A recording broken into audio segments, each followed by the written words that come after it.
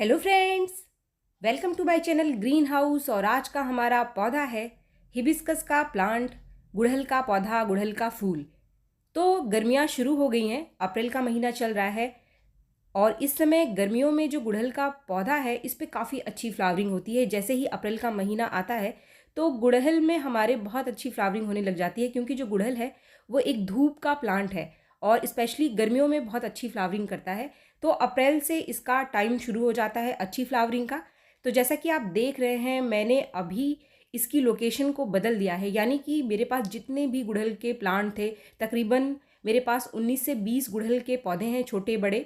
मैंने सबकी जगह को बदल दिया है और जितने भी गुलाब के पौधे थे, यहाँ पर कुछ दिन पहले अभी गुलाब के पौधे लगे हुए थे तो उनको मैंने शेड में रख दिया है, क्योंकि अब धूप काफ़ी तेज़ होनी शुरू हो गई है।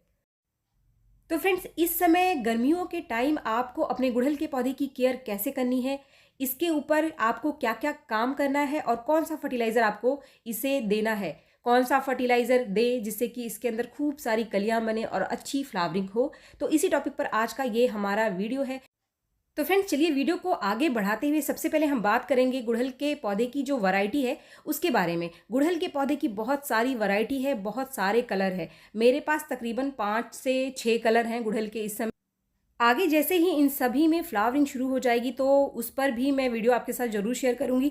तो सबसे पहले हम बात करते हैं हमारे गुड़हल की हाइब्रिड वैरायटी के बारे में। तो जो हाइब्रिड वैरायटी है उसमें काफ़ी अच्छी फ्लावरिंग स्टार्ट हो चुकी है, लेकिन जो देसी वैरायटी का गुड़हल है उसमें फ्लावरिंग थोड़ी लेट होती है। जैसे कि आप देख रहे हैं, ये देसी वैरायटी का गुड़हल है तो इसमें ग्रोथ तो काफ़ी अच्छी होगी, आपकी इस समय हो चुकी होगी। जिन लोगों ने भी अपने गुड़हल के पौधे की रूट प्रूनिंग या फिर प्रूनिंग की थी तो ग्रोथ काफ़ी अच्छी हो गई है। लेकिन अगर आपके पास देसी वैरायटी का ही गुड़हल है तो फ्लावरिंग के लिए आपको थोड़ा सा वेट करना पड़ेगा। कुछ दिन बाद इसमें भी काफ़ी अच्छी फ्लावरिंग शुरू हो जाएगी। तो फ्रेंड्स, सबसे पहले हम बात करते हैं गुड़हल प्लांट की केयर टिप्स के बारे में कि इस समय अभी हमें समर में, गर्मियों में इसकी केयर कैसे करनी है। तो सबसे पहला काम आपको यही करना है कि आपको आपके गुड़हल के पौधे को एक अच्छी सी धूप वाली जगह पे रख देना है, यानी इसकी लोकेशन को आपको बदल देना।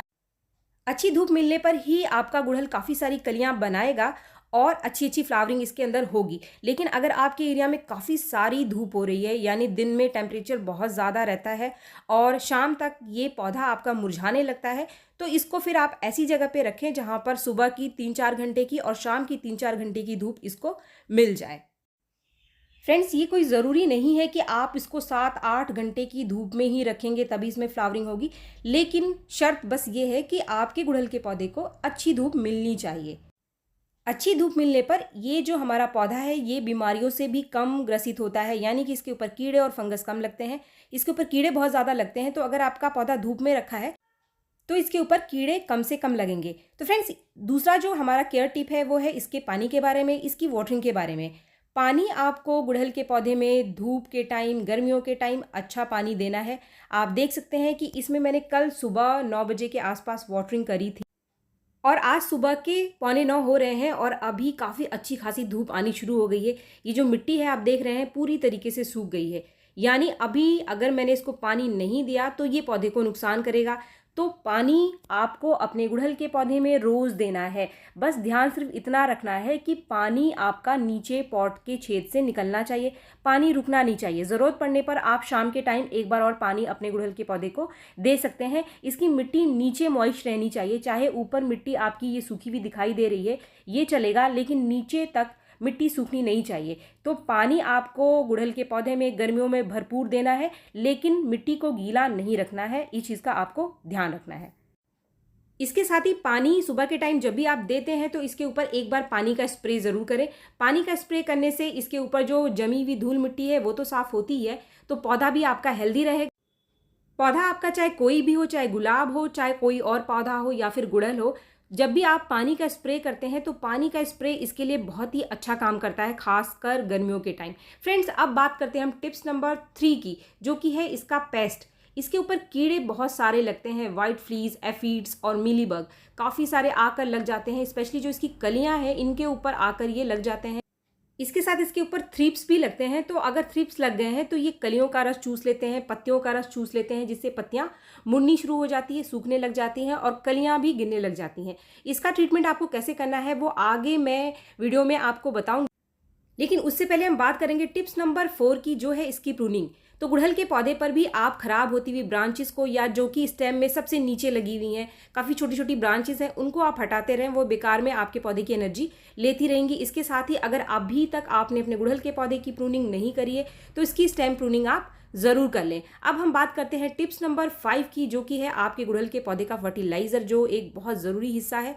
जितना अच्छा खाना आप अभी अप्रैल के टाइम अपने गुड़हल के पौधे को देंगे तो पूरी गर्मियाँ आपका जो गुड़हल है आगे अच्छी फ्लावरिंग करेगा। इसके लिए सबसे पहले हम बात करेंगे वो फर्टिलाइज़र जो कि आप मार्केट से खरीद सकते हैं। यहाँ पर जो सबसे पहली चीज़ मैंने ली है वो लिया है मैंने 3 मुट्ठी के आसपास वर्मी कंपोस्ट। वर्मी कंपोस्ट की जगह आप गोबर की खाद या फिर पत्तों की खाद भी ले सकते हैं। आप किचन वेस्ट से बना कंपोस्ट भी ले सकते हैं। दूसरी जो चीज़ मैंने यहाँ ली है ये है नीम की खली का पाउडर, जो है 1 चम्मच। नीम की खली को डालने के 2 फायदे हैं। ये फर्टिलाइज़र का काम तो करता ही है, साथ में अगर मिट्टी के अंदर कोई कीड़े या फिर फंगस लग गए हैं तो उसको ये ख़त्म कर देता है। तीसरी जो चीज़ है हमारे पास ये है 1 चम्मच सरसों की खली का पाउडर। आप सरसों की खली का केक अगर आपके पास है तो उसका एक टुकड़ा इसकी जगह पे ले सकते हैं। ये सरसों की खली का जो पाउडर है वो बहुत ही बढ़िया काम करता है गुड़हल के पौधे के ऊपर। अब बात करते हैं हम एक तीसरी चीज़ के बारे में जो लिया है मैंने 1 चम्मच, वो है बायोवीटा सीवीड ग्रेन्यूल्स। सीवीड ग्रेन्यूल्स में काफ़ी सारे माइक्रो न्यूट्रिएंट्स होते हैं, तो आपको अलग से मैग्नीशियम सल्फेट या अलग से काफ़ी सारी जो चीज़ें होती हैं वो डालने की ज़रूरत नहीं है कि आपको आयरन अलग से देना है, मैग्नीशियम अलग से देना है या फिर सल्फर अलग से देना है।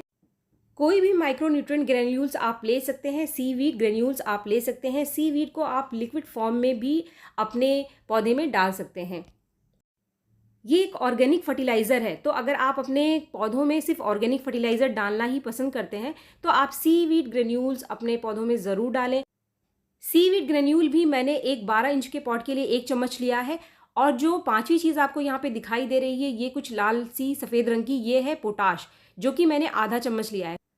गुड़हल की फ्लावरिंग के लिए जिस न्यूट्रिशन की सबसे ज़्यादा ज़रूरत होती है वो होता है पोटाश, तो इसलिए आपको पोटाश किसी भी फॉर्म में अपने गुड़हल के पौधे को ज़रूर देना है, चाहे वो आप होममेड फर्टिलाइज़र बना कर दें या फिर मार्केट का आप खरीद कर पोटाश दें, लेकिन पोटाश आपको अपने गुड़हल के पौधे में ज़रूर डालना है। अगर आपके गुड़हल के पौधे में फ्लावरिंग नहीं हो रही है तो इस चीज़ का आप ध्यान रखें कि इसका मतलब आपके गुड़हल के पौधे में पोटाश की कमी कहीं ना कहीं बनी हुई है। अब इन सारी चीज़ों को हम मिक्स कर लेंगे और ये जो मिक्सर मैंने तैयार किया है इसको आपको महीने में सिर्फ एक बार देना है। अगर आपने अभी अप्रैल में इसको दे दिया तो आप मई में ही जाकर इसको देना है आपको। इस फर्टिलाइज़र को डालते समय आप एक चीज़ का ध्यान रखें, क्योंकि अभी आप अपने गुड़हल के पौधे को हैवी फीडिंग दे रहे हैं और इसमें एक केमिकल फर्टिलाइज़र है जो कि पोटाश, तो आपको इसे छांव में रख कर देना है, धूप में कभी भी आप इसको ना दें। अगर पौधा धूप में है तो उसको आप छांव में रख लीजिए पहले, उसके बाद इस फर्टिलाइज़र को आपको देना है और 1 दिन के लिए पौधे को आप छांव में ही रखें। अगले दिन आप इसको दोबारा से धूप में ट्रांसफ़र कर दीजिए। कभी कभी ये जो केमिकल फर्टिलाइज़र हैं वो पौधे की जड़ में गर्मी कर देते हैं जिससे जड़ जल जाती है। खास तौर पे गर्मियों में टेम्परेचर बहुत ज़्यादा होता है तो उस समय आपको इस चीज़ का ध्यान रखना है। फ्रेंड्स, अब हम बात करते हैं होममेड फर्टिलाइज़र की, कि अगर आपके पास मार्केट का कोई फर्टिलाइज़र नहीं है तो होममेड फर्टिलाइज़र के कौन से कॉम्बिनेशन है जो आप अपने गुड़हल के पौधे को देकर अच्छी फ्लावरिंग ले सकते हैं। तो इसके लिए जो सबसे पहली चीज़ मैंने ली है ये है 1 चम्मच फ्रेश टी। फ्रेश टी से आपके गुड़हल के पौधे को अच्छी मात्रा में नाइट्रोजन मिल जाएगी, साथ में ये आपके पौधे की मिट्टी जो है उसके नेचर को भी एसिडिक करता है, तो फ्लावरिंग बहुत अच्छी आती है। इसके साथ जो 3 चीज़ें हैं, पहली जो चीज़ है वो है आलू का छिलका, दूसरी जो चीज़ है केले का छिलका जिसको मैंने सुखाकर छोटे छोटे टुकड़ों में काट दिया है। आलू के छिलके को भी पहले मैंने अच्छे से धूप में सुखा लिया है।